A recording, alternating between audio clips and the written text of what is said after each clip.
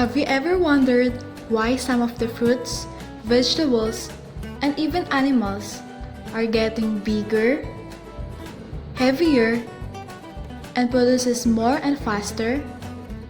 Well, that is because of genetic modification. But what is genetic modification? Genetic modification is the process of altering the genetic makeup of an organism.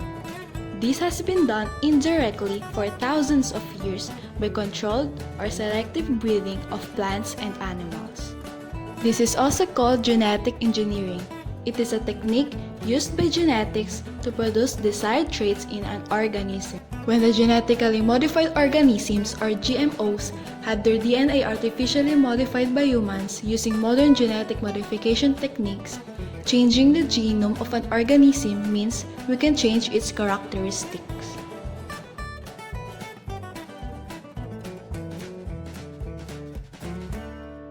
So in this diagram, it's a selective breeding method but can also be compared to genetic modification for better understanding. A bigger fruit and a sweeter fruit, when combined, it results to a bigger and sweeter fruit. GMOs have undergone a process where scientists alter their genes with DNA from different species of living organisms. So, how are organisms genetically modified? The key steps involved in genetic engineering is by identifying a desired trait, isolating and inserting that trait into a desired organism, and propagating that organism. Instead of using the selective breeding method by mixing genes, there is this gene technology that can make the process easier and can speed up the process to achieve the desired trait. Scientists can identify a specific gene that provides a particular characteristic to another.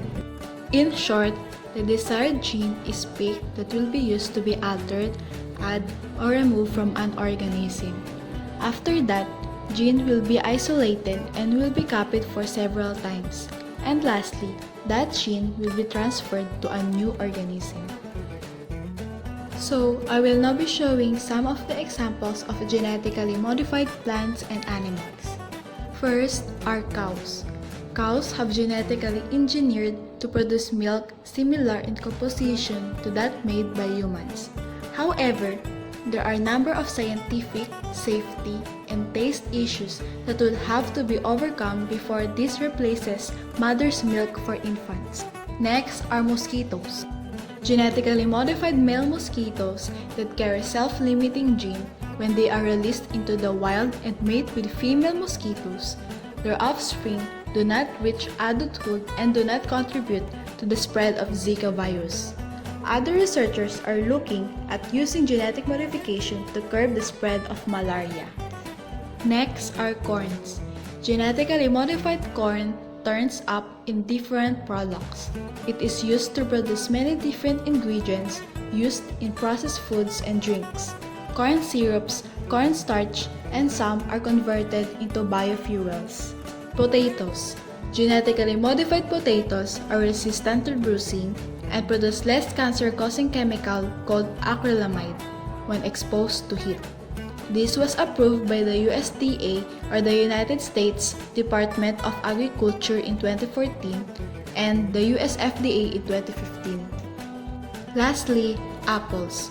Another newly approved crop is the apple from Canadian biotech company that's not brown even after it's been sliced, and recently received FDA approval and safe to eat.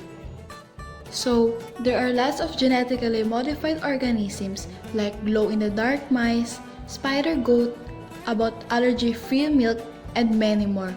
And you can search for more examples if you are interested. What are the benefits of genetic modification? For the plants and animals to grow faster and bigger, it can boost global food security, improve nutritional value, and tastier foods. It produces new varieties of crops. It decreases the use of pesticides that also help not to harm the environment. It made the crops produce more in a short period of time, and scientists are even enriching plants with vitamins to combat nutritional deficiencies, and also medicinal foods that could be used as vaccines. But how about the negative impacts of genetic modification in the environment, animals, and in people as well? Side effects. For some people, it will create side effects like allergic reactions and other things that can negatively affect human health from plants and animals, such as toxicity, organ damage, and other undesired side effects.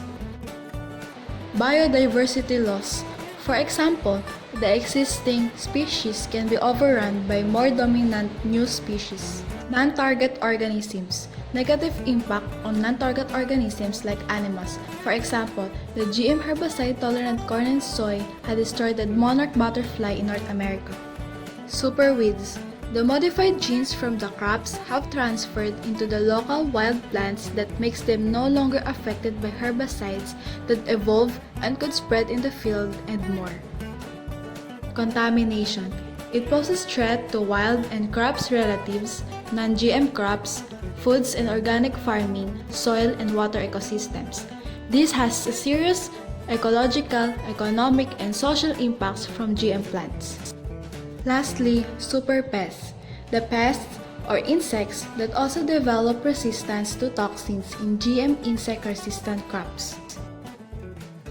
According to Denis Kucinich, genetic engineering is having a serious impact on food we eat, on environment, and on farmers. To ensure we can maximize benefits and minimize hazards, Congress must provide a comprehensive regulatory framework for all genetically engineered products.